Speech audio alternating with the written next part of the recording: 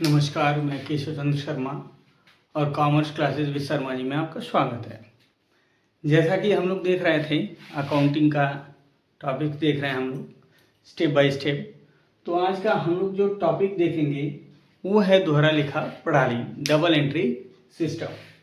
तो देखो, सबसे पहले हल्का फुल्का जान ले रहे हैं। जो अकाउंटिंग किया जाता है यानी लेखांकन का कार्य किया जाता है, तो लेखांकन का कार्य करने के लिए कुछ सिस्टम्स बने हुए हैं, कुछ प्रणालियां बनी हुई हैं। जैसे एक होता है इकहरा लेखा प्रणाली, इकहरा लेखा प्रणाली होता है। एक होता है दोहरा लेखा प्रणाली। फिर होता है एक कैश सिस्टम जिसे रोकड़ प्रणाली कहा जाता है, रोकड़ प्रणाली होता है। और एक होता है भारतीय बही खाता प्रणाली। तो देखो, ये चार प्रणालियां हैं जिसके हिसाब से हम लोग अकाउंटिंग करते हैं। तो आज हम लोग लेखांकन करने का ये जो मोस्ट पॉपुलर जो मेथड है, सिस्टम है, वो है दोहरा लेखा प्रणाली। आज हम लोग दोहरा लेखा प्रणाली पे ही चर्चा करेंगे। तो देखो, दोहरा लेखा प्रणाली क्या होता है। दोहरा लेखा प्रणाली ये लेखांकन करने का एक ऐसा प्रणाली है। दोहरा लेखा प्रणाली ये लेखांकन करने का ऐसा प्रणाली है जिसमें प्रत्येक लेन देन का दो पक्षों में, दो रूपों में लेखा जोखा किया जाता है। एक डेबिट होता है तो दूसरा क्रेडिट होता है। यानी दोहरा लेखा प्रणाली ये लेखांकन का ऐसा प्रणाली है जिसमें प्रत्येक लेन देन का दो रूपों में, डेबिट और क्रेडिट, दो रूपों में लेखा जोखा होता है। एक होता है डेबिट तो दूसरा होता है क्रेडिट। तो क्या है ये दोहरा लेखा प्रणाली? यानी एक ऐसी प्रणाली है जिसमें क्या किया जाता है, प्रत्येक लेन देन का जो है, प्रत्येक जो सौदे होते हैं, व्यापारिक लेन देन होते हैं, प्रत्येक लेन देन का दो पक्षों में लेखा किया जाता है। दो पक्षों में लेखा किया जाता है। ठीक। तो इसमें क्या होता है, दोहरा लेखा प्रणाली में प्रत्येक जो लेन देन होता है, प्रत्येक ट्रांजैक्शन जो होता है, उसके दो रूप होते हैं। एक होता है डेबिट, तो दूसरा होता है क्रेडिट। यानी इसमें प्रत्येक लेन देन के दो पक्ष होते हैं, डेबिट और क्रेडिट। दोनों जो हैं, डेबिट और क्रेडिट दोनों समान रूप से प्रभावित होते हैं, लेकिन विपरीत दिशा में, विपरीत खातों में प्रभाव डालते हैं। डेबिट भी उतने से ही एक व्यक्ति को डेबिट किया जाता है और उतने ही अमाउंट से दूसरे को क्रेडिट किया जाता है। तो दोहरा लेखा प्रणाली एक ऐसी प्रणाली हो गया जिसमें दो पक्षों में, प्रत्येक लेन देन को दो पक्षों में लेखा किया जाता है, डेबिट और क्रेडिट। अब देखते हैं इसकी शुरुआत कहाँ हुई थी। तो दोहरा लेखा प्रणाली का जो शुरुआत है वो 1494 ईस्वी में इटली के वेनिस नगर में इसकी शुरुआत हुई थी। और इसके शुरुआतकर्ता जो हैं, इसके जनक माने जाते हैं, वो ल्यूकस पेसियोली को माना जाता है। यानी इसकी जो शुरुआत हुई थी, दोहरा लेखा प्रणाली जो है, इसकी जो शुरुआत हुई थी वो 1494 ईस्वी में हुई थी। 1494 ईस्वी में इटली में हुई थी। और इसके जो शुरुआतकर्ता हैं, जिन्होंने दोहरा लेखा प्रणाली को निजात किया था, वो हैं ल्यूकस पैसियोली। ये ल्यूकस पैसियोली द्वारा इसका शुरुआत किया गया था 1494 ईस्वी में इटली में। तो उसके बाद इटली में ये जो लेखांकन प्रणाली है, ये बहुत ज़्यादा प्रसिद्ध हुआ था। और इसके बाद ये धीरे धीरे पूरे इंग्लैंड में और यूरोप में प्रसिद्ध हुआ। आज के डेट में ये जो चारों प्रणालियां हैं लेखांकन के, ये चारों प्रणालियों में सबसे ज़्यादा प्रसिद्ध और सबसे ज़्यादा पॉपुलर प्रणाली दोहरा लेखा प्रणाली है। चलो ठीक है, अब हम लोग थोड़ा सा जान लेते हैं ये डेबिट और क्रेडिट होता क्या है। ये डेबिट और क्रेडिट क्या होता है। तो डेबिट जो शब्द है, यानी जो डेबिट शब्द है, जिसे डेबिट को शॉर्टकट में हम लोग डीआर लिखते हैं। यानी डेबिट जो है, इसको शॉर्ट में हम लोग लिखते हैं डीआर, डेबिट। और क्रेडिट जो है, क्रेडिट को हम लोग शॉर्टकट में क्या लिखते हैं, CR, यानी डेबिट का सिंबल DR और क्रेडिट का सिंबल CR होता है। डेबिट शब्द जो है इसकी उत्पत्ति हुई थी वो लैटिन भाषा के डेबिटम शब्द से मिलकर बना है। डेबिटम शब्द से मिलकर बना है। जो डेबिट शब्द है वो लैटिन भाषा के डेबिटम शब्द से मिलकर बना है, जिसका अर्थ होता है ड्यू फॉर दैट, यानी उनके लिए। इसका जो अर्थ होता है लैटिन भाषा में डेबिटम शब्द से मिलकर बना है, जिसका अर्थ होता है ड्यू फॉर दैट, यानी उनके लिए दे, उनके लिए दे। जो डेबिट शब्द है वो लैटिन भाषा के डेबिटम शब्द से मिलकर बना है, इसका मतलब होता है उनके लिए दे, यानी ड्यू फॉर दैट इसका अर्थ होता है। क्रेडिट जो शब्द है ये भी लैटिन भाषा का जो एक शब्द है क्रेडर, लैटिन भाषा का कौन सा शब्द है, ये है क्रेडर। ये जो लैटिन भाषा के क्रेडर है इससे बना हुआ है और इसका मतलब होता है ड्यू टू दैट। क्या होता है, ड्यू टू दैट, यानी उनको दे। ये रहा डेबिट और क्रेडिट का अर्थ। और ये कहाँ से लिया गया है, तो ये देख लीजिए, ये जो है लैटिन भाषा के शब्द हैं डेबिटम और क्रेडर। ये दोनों, ये भी क्रेडर जो है ये भी लैटिन भाषा का ही शब्द है। इसका अर्थ होता है, डेबिटम शब्द का होता है ड्यू फॉर दैट, यानी उनके लिए दे, और ड्यू टू दैट जो है उनको दे। ये क्रेडर शब्द है लैटिन भाषा, उसका अर्थ होता है। तो ये डेबिट और क्रेडिट जो है इसका अर्थ हम लोग जान गए। और डेबिट का सिंबल हमारा हो गया डेबिट DR और क्रेडिट का सिंबल हो गया CR। अभी जो डेबिट और क्रेडिट किया जाता है प्रत्येक सौदे में, प्रत्येक सौदे के दो पक्ष होते हैं, एक होता है डेबिट और दूसरा होता है क्रेडिट। तो डेबिट और क्रेडिट जो है प्रत्येक सौदे के लिए, प्रत्येक लेन देन में डेबिट और क्रेडिट करने के कुछ नियम और सिद्धांत होते हैं, जिनका पालन करते हुए हम लोग प्रत्येक सौदे का लेखा जोखा किया जाता है। तो इस तरह से दोहरा लेखा प्रणाली के द्वारा लेखांकन वगैरह किया जाता है। अब हम लोग देखेंगे दोहरा लेखा प्रणाली के विशेषताएं, कौन कौन से दोहरा लेखा प्रणाली की विशेषताएं हैं। तो हम लोग देखेंगे अब दोहरा लेखा प्रणाली की कौन कौन सी विशेषताएं होंगी। दोहरा लेखा प्रणाली क्या होता है, तो ये आप लोग जान गए हैं कि ऐसा सिस्टम होता है जिसमें प्रत्येक लेन देन के दो रूप होते हैं, डेबिट और क्रेडिट। डेबिट और क्रेडिट का अर्थ भी बता दिया था, कहाँ से इसकी उत्पत्ति हुई थी ये बता दिया था। अब दोहरा लेखा प्रणाली की हम लोग देखेंगे विशेषताएं। तो दोहरा लेखा प्रणाली का जो सबसे पहला विशेषता ये है कि यह जो है क्या है, एक न्यायपूर्ण प्रणाली है। दोहरा लेखा प्रणाली जो है एक न्यायपूर्ण प्रणाली है।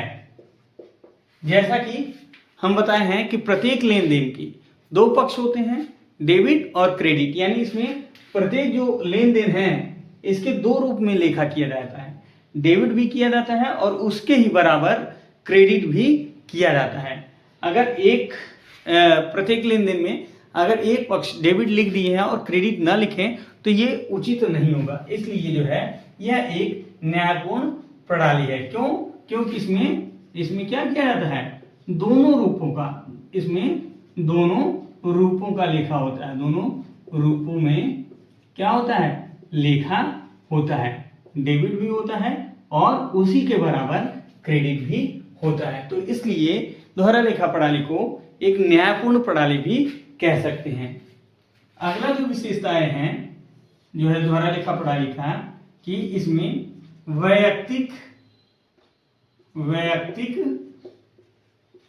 और वैयक्तिक तथा अवैयक्तिक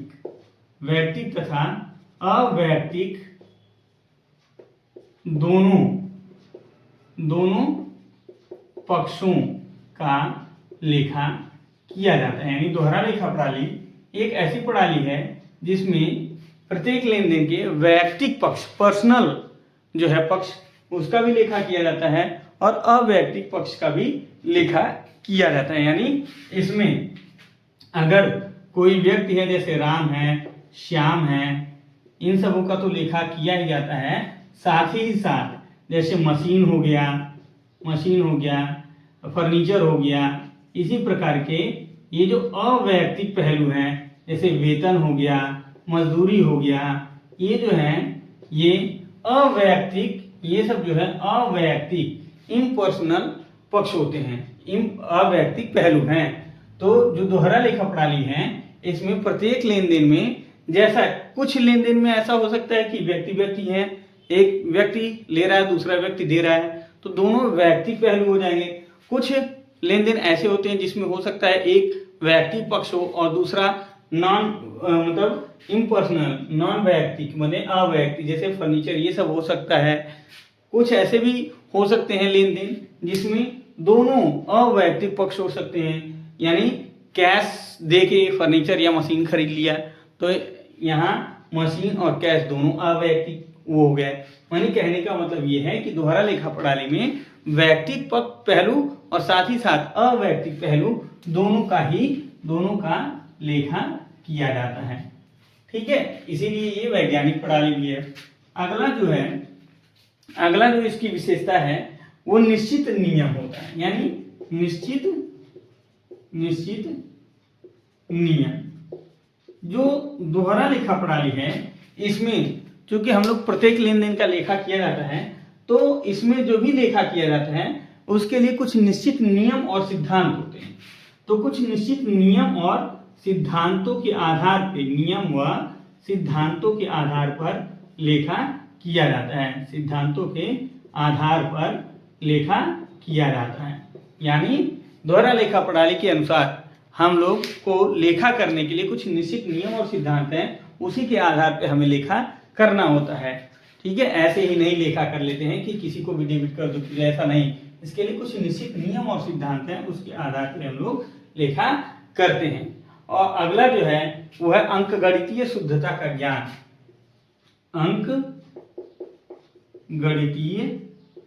अंकगणितीय शुद्धता का ज्ञान जो है दोहरा लेखा प्रणाली में जो है बताया था कि प्रत्येक लेन देन का दो पक्षों में लेखा होता है। तो और दोनों पक्ष जो है ये डेबिट और क्रेडिट दोनों पक्षों में लेखा होता है और दोनों पक्षों को समान रूप से ही लेखा किया जाता है। जैसे एक व्यक्ति को अगर 10,000 रुपये से डेबिट कर रहे हैं तो दूसरे व्यक्ति को 10,000 रुपये से क्रेडिट भी करना है, अगर दोनों व्यक्ति पक्ष है तब। अगर एक वैयक्तिक है और दूसरा नॉन वैयक्तिक है, मतलब अवैयक्तिक है, तो एक व्यक्ति को अगर 10,000 से डेबिट कर रहे हैं तो दूसरा जो अवैयक्तिक पक्ष है, जैसे मशीन है, वेतन है और कुछ है, तो उसको भी 10,000 से ही क्रेडिट करना चाहिए। मतलब इसमें क्या होता है कि प्रत्येक जो डेबिट और क्रेडिट है समान रूप से प्रभावित होते हैं, बराबर अमाउंट से ही प्रभावित होते हैं। तो इस तरह से हम ये आसानी से जांच कर सकते हैं कि इनकी अंकगणितीय शुद्धता है या नहीं है। अगर डेबिट और क्रेडिट टोटल बराबर नहीं हो रहे हैं तो इसका मतलब अंकगणितीय रूप से वो शुद्ध नहीं है। तो दोहरा लेखा प्रणाली के आधार पर लेखांकन करने से क्या होता है कि अंकगणितीय शुद्धता की जांच स्वतः ही हो जाती है। तो ये था हमारा दोहरा लेखा प्रणाली की विशेषताएं। अब हम लोग देखेंगे दोहरा लेखा प्रणाली से लाभ कौन कौन से हैं। अब हम लोग देखेंगे दोहरा लेखा प्रणाली के लाभ। तो देखिए दोहरा लेखा प्रणाली जो होता है इसके आधार पर जो अकाउंटिंग लेखांकन का कार्य किया जाता है तो इससे कई पक्षों को लाभ होता है। जैसे दोहरा लेखा प्रणाली से व्यवसायियों को भी लाभ होता है, कर्मचारियों को भी लाभ होता है, अन्य पक्षों को भी लाभ होता है, सरकार को क्या क्या लाभ होता है, उपभोक्ताओं को लाभ और शोधकर्ताओं को भी लाभ होता है। तो दोहरा लेखा प्रणाली से इन पक्षों को लाभ होता है। तो हम लोग अब देखेंगे कि दोहरा लेखा प्रणाली से इन सभी पक्षों को किस प्रकार से लाभ होता है। तो देखिए जैसे व्यवसायी है, बिजनेसमैन, वो हमेशा ये जानने की कोशिश करता है कि हमारे व्यापार में कितने के देनदार हैं, कितने के लेनदार हैं, हमारे पूंजी की क्या स्थिति है या हमारा फाइनेंशियल पोजीशन क्या है, यानी संपत्तियां दायित्व कितने की हैं। ये सारी जानकारी प्राप्त करने के लिए उसे दोहरा लेखा प्रणाली का सहारा लेना पड़ता है, क्योंकि वो जो भी वित्तीय विवरण देखेगा, व्यापार की जो पुस्तकें देखेगा, तो वो व्यापार की पुस्तकें दोहरा लेखा प्रणाली के ही आधार पर बनाए जाते हैं और दोहरा लेखा प्रणाली के ही मदद से जो बनाए गए लेखे हैं उन्हीं के आधार पर व्यवसायी को इतने महत्वपूर्ण जानकारियां व्यवसाय से संबंधित प्राप्त हो पाती हैं। जिससे वो कोई न कोई निष्कर्ष अपना निकालता है, कोई निर्णय लेता है। अगला क्रय विक्रय कर गया। दोहरा लेखा प्रणाली के आधार पर बनाए गए जो खाते होते हैं, उन्हीं खातों को देखकर व्यवसायी अपने व्यवसाय का क्रय विक्रय का भी ज्ञान प्राप्त कर सकता है और उसे लगेगा कि कहाँ अगर बिजनेस में फॉल्ट है तो उस पहलू पे और वो ध्यान देगा।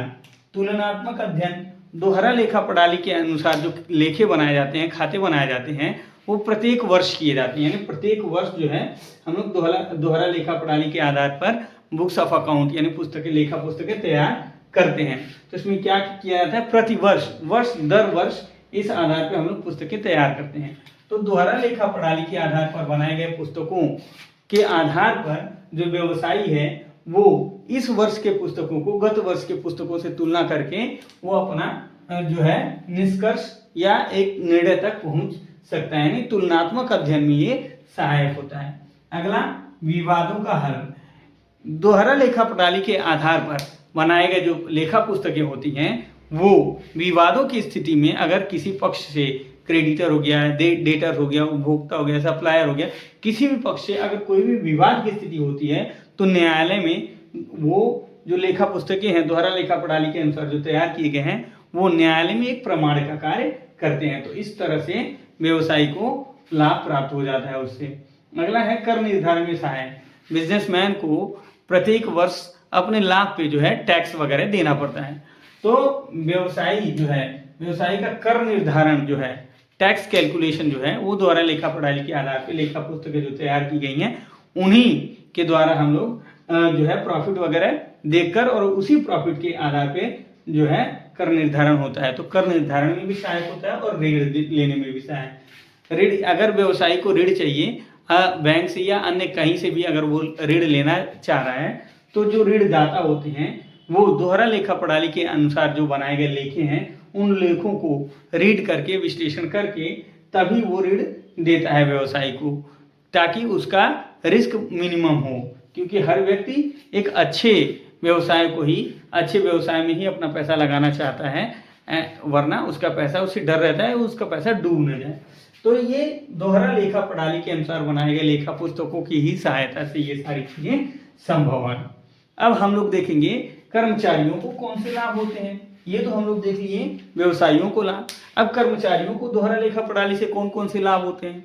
तो दोहरा लेखा प्रणाली के अनुसार जो लेखा पुस्तकें तैयार किए गए हैं तो उन लेखा पुस्तकों की मदद से कर्मचारी जो है अपने व्यापार की जो उन्नति अवनति जो है, प्रगति वगैरह की जानकारी आसानी से हासिल कर लेता है। और कर्मचारी जो है वो अपने विभिन्न प्रकार के जो पारिश्रमिक हैं, जैसे वेतन है, ठीक है, मजदूरी है, इस प्रकार के जो पारिश्रमिक हैं, उन पारिश्रमिक संबंधित जो विवाद हैं या समस्याएं हैं उनको भी सुलझाने में सहायक होते हैं। कर्मचारी जो है जैसे वे वेतन, मजदूरी,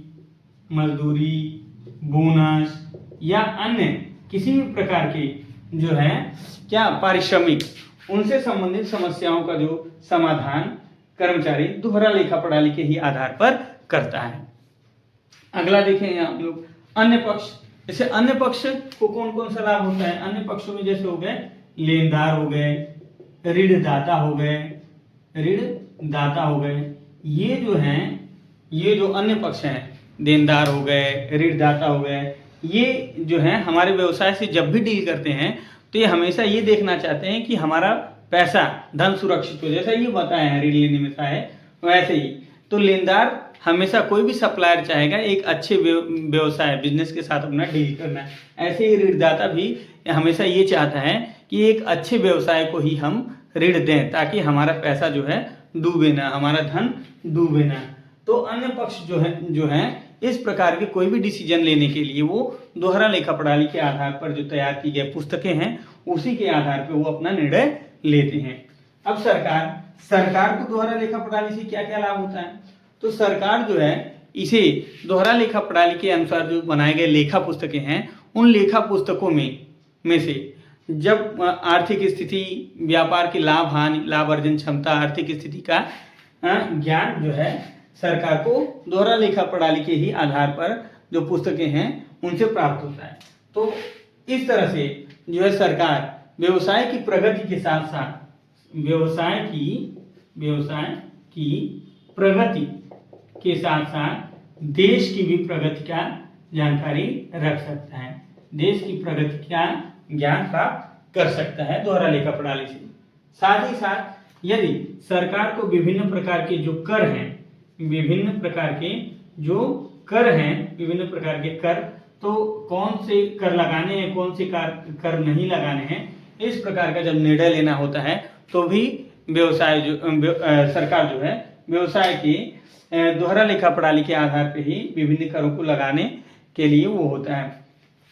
और लाइसेंस देना, अगर सरकार को लाइसेंस देना है, लाइसेंस किसी भी व्यवसाय को लाइसेंस देना है कि नहीं देना है, वो दोहरा लेखा प्रणाली के आधार पर सरकार डिसीजन ले सकता है। तो इस प्रकार से जो सरकार है उसको भी विभिन्न प्रकार के कानून का संशोधन वगैरह करना है, व्यवसायिक कानून का संशोधन वगैरह करना है, तो वो दोहरा लेखा प्रणाली के आधार पर जो तैयार की गई पुस्तक है, लेखा पुस्तकें, उसके आधार पर सरकार अपना विभिन्न निर्णय लेता है। जैसे देश की प्रगति की जानकारी करना है, औद्योगिक प्रगति की जानकारी करना है, तो व्यवसाय की प्रगति है, वो विभिन्न प्रकार के कर लगाने हैं तो कैसे लगाएंगे, कैसे नहीं लगाएंगे, उसका डिसीजन लेना है, लाइसेंस देना है, या किसी भी कानून का संशोधन करना है वगैरह, तो ये दोहरा लेखा प्रणाली के ही सहायता से सरकार ये सब कार्य करता है।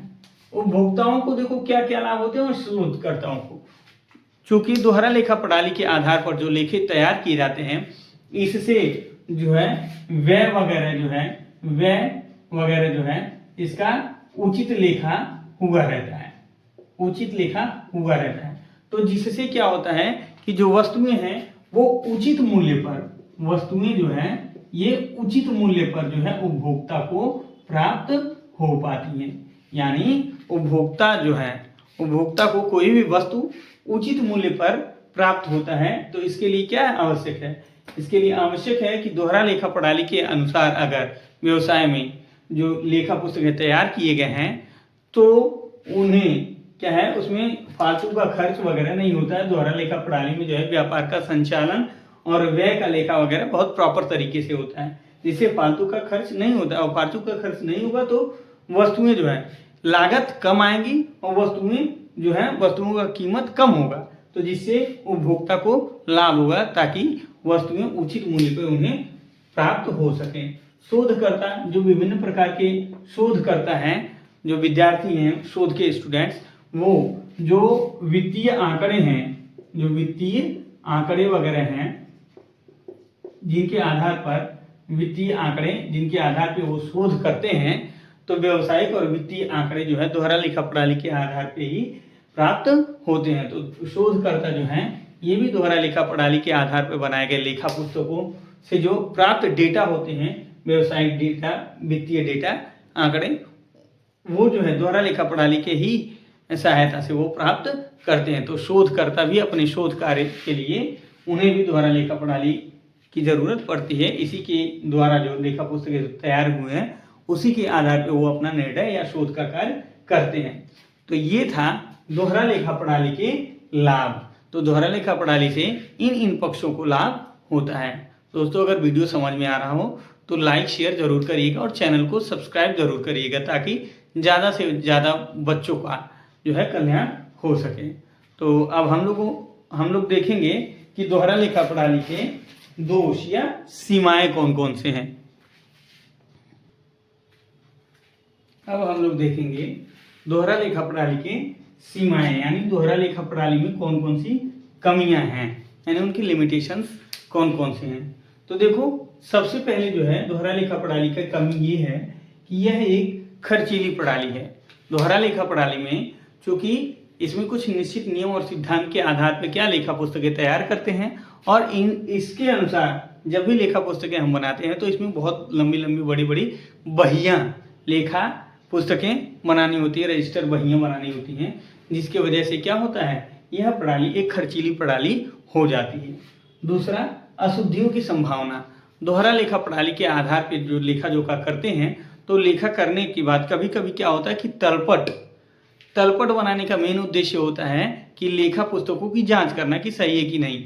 तो तलपट जो है केवल अंकगणितीय शुद्धता की ही जांच करती है। कभी कभी क्या होता है कि तलपट मैच कर गया फिर भी कुछ अशुद्धियां रह जाती हैं, यानी तलपट के मैच कर जाने के बाद भी कुछ अशुद्धियां रह जाती हैं। तो दोहरा लेखा प्रणाली की जो है ये एक कमी है कि दोहरा लेखा प्रणाली के आधार पर जो लेखे किए गए हैं उसमें पूर्ण रूप से जो है अशुद्धियां खत्म नहीं होती हैं, यानी तलपट के मिल जाने के बाद भी कुछ अशुद्धियां रह जाती हैं, तो जिससे फाइनेंशियल स्टेटमेंट जो है वित्तीय विवरण उसमें भी अशुद्धियों की संभावना बनी रहती है। अगला जो है जो दोहरा लेखा प्रणाली की जो सीमाएं हैं, कमियां हैं, वो है योग्य लेखापालकों की आवश्यकता है। दोहरा लेखा प्रणाली के आधार पर जो लेखा जोखा किया जाता है यानी लेखांकन का कार्य करने के लिए योग्य और प्रशिक्षित लेखापालकों की आवश्यकता होती है। एक साधारण व्यक्ति जो है लेखांकन का कार्य नहीं कर सकता है, तो लेखांकन का कार्य करने के लिए योग्य और प्रशिक्षित जो है लेखापालकों की आवश्यकता होती है।